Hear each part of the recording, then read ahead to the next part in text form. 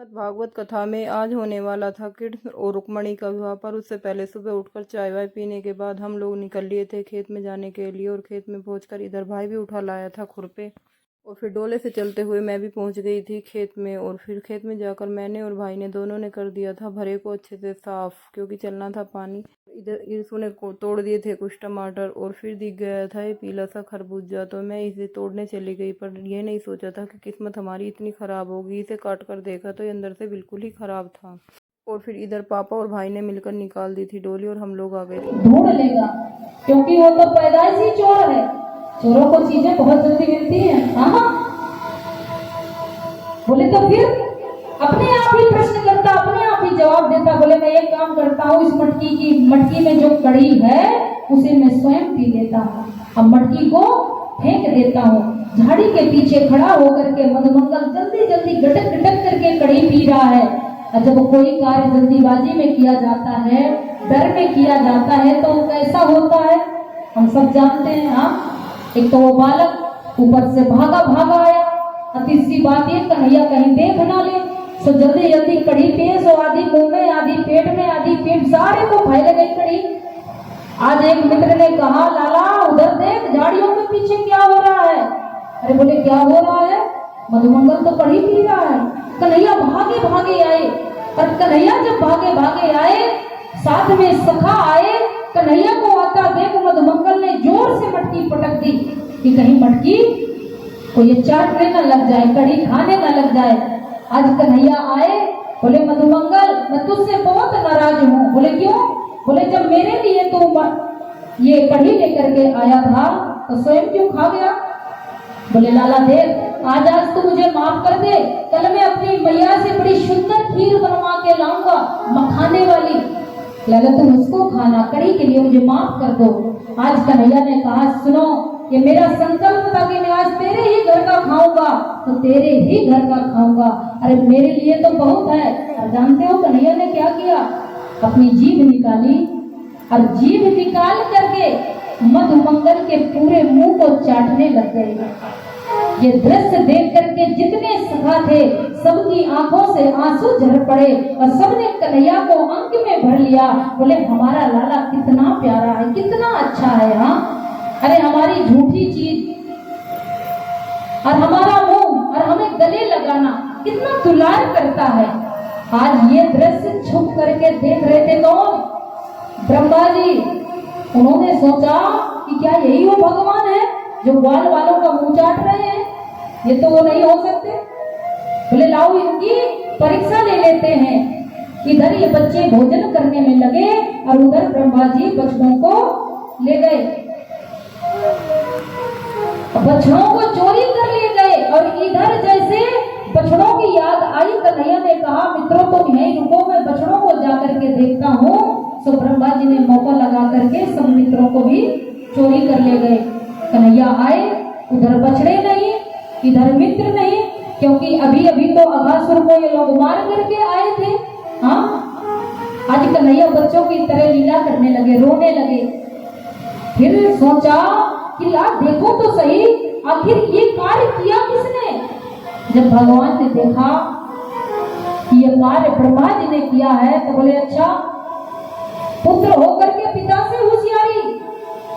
आज भगवान ने उतने ही ग्वाल, उतनी ही छड़ी छीका, वही सब चीज जो का तो उतने ही ग्वाल बाल बना दिए और टाइम से बछड़े चरा करके घर पहुंचे। अगर तुमसे कोई प्रश्न करे कि भगवान ने बहनों का अवतार, छड़ी छीके का अवतार, वस्त्रों का अवतार, ग्वाल बालों का अवतार, बछड़ों का अवतार कब लिया था, ये लीला सुना देना।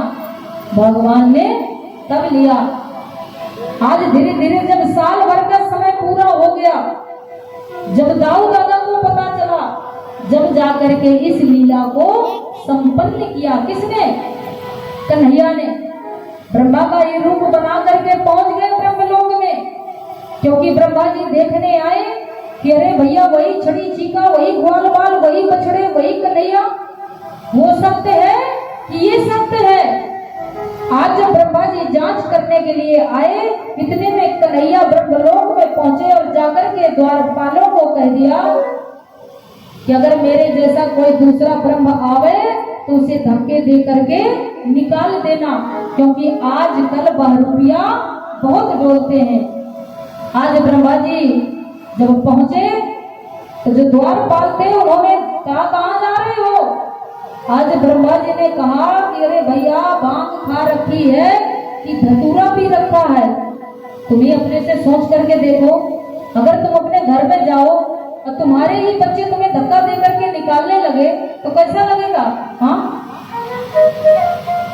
आज ब्रह्मा जी के जो द्वारपाल थे उन्होंने कहा, सुनो ना, हमने भांग खा रखा ना धतूरा भी रखा, तुम्हारे जैसे बहरूपिया ब्रह्मा बहुत घूमते हैं, भाग यहाँ से। हमारा ब्रह्म तो अंदर बैठा है। आज ब्रह्मा जी ने जब ध्यान लगा करके देखा तो अंदर तो मुरली वाला नैन मटक्का कर रहा था।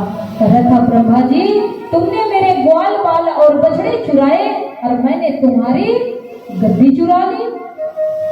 जब ब्रह्मा जी ने 40 मंत्रों से स्तुति करी, लेकिन भगवान ने एक शब्द भी नहीं कहा कि जाओ ब्रह्म, मैंने तुम्हें माफ कर दिया।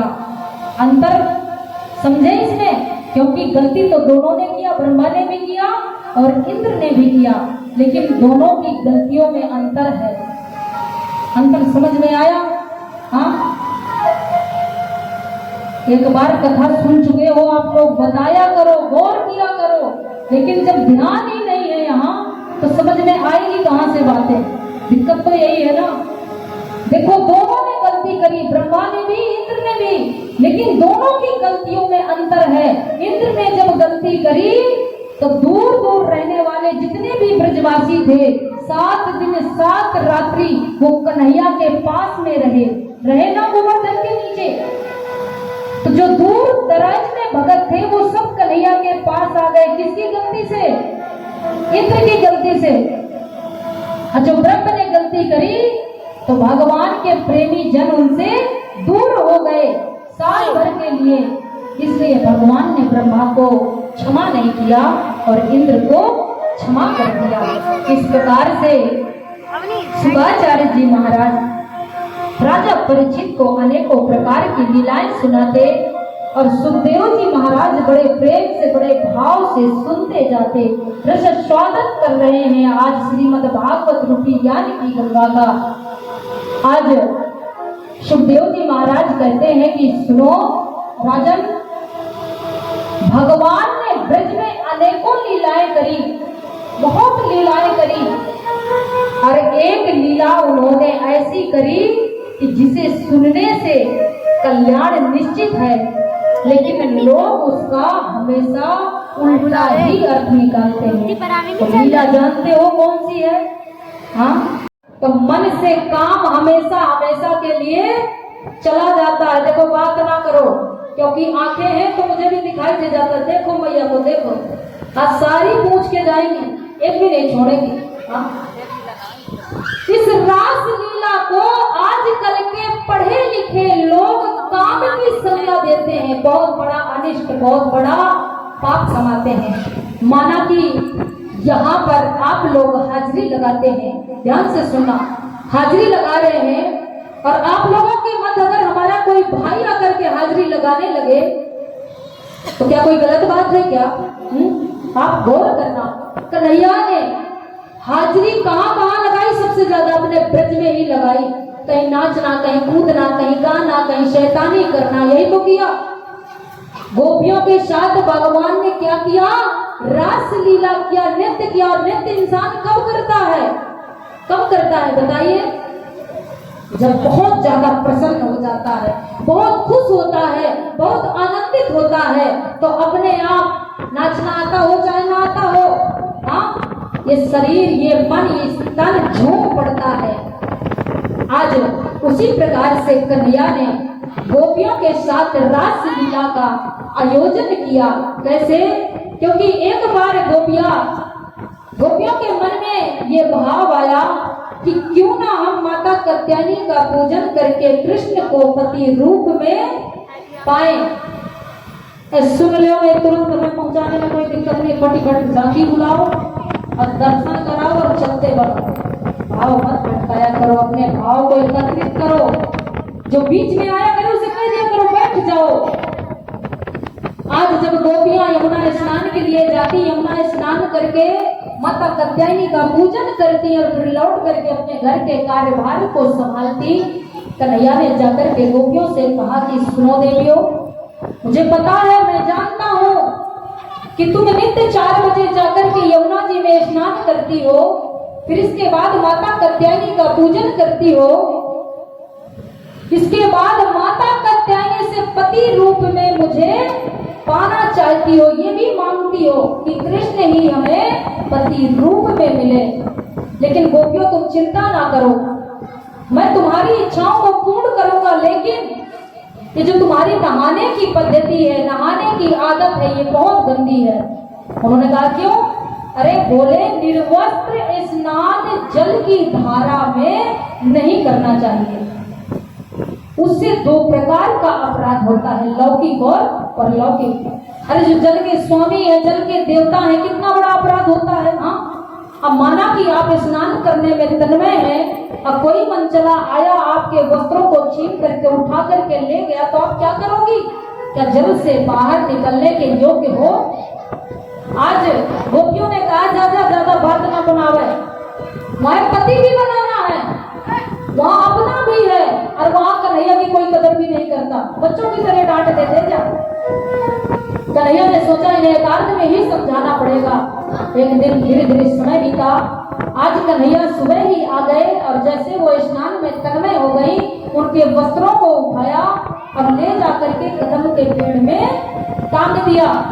अब भैया गोपियों ने जब स्नान कर लिया, एक गोपी बोली, बहना क्या नहाती ही रहोगी, पूजा नहीं करना? जैसे बाहर की ओर नजर डाला तो क्या देखती है, वहां वस्त्र है ही नहीं। यहाँ पर भी हमारे पढ़े लिखे लोग टिप्पणी करते हैं, समय नहीं है, ये बड़ा सुंदर उदाहरण था, देते निगाह डाल करके देखा तो कदम के पेड़ में श्रीमान जी बैठे हैं और वस्त्र वहीं लटके हुए हैं, टंगे हुए हैं। गोपियों ने कहा, लाला हमारे वस्त्रों को दे दे, कदम के पेड़ से नीचे फेंक दे और उधर चला जा, हम निकल करके जल्दी से अपने अपने वस्त्रों को पहन ले, क्योंकि हमें पूजा के लिए देर हो रही है। कन्हैया ने कहा, ये वस्त्र थोड़ी है, अरे ये तो मेरे कदम में फूल आए हैं, मैं नहीं दूंगा। बोले लाला हमें देर हो रही है। यह बहुत ही सुंदर सी झांकी बच्चों ने कृष्ण भगवान की तैयार करी हुई थी।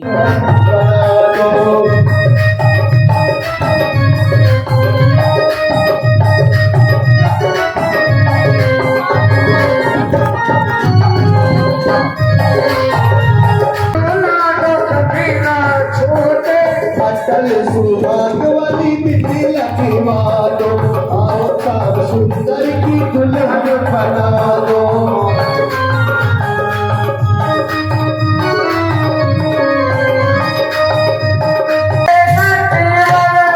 कि देखो कितनी प्यारी है, ये देखो कितनी प्यारी। सबने खेली होली और शादी में किया खूब।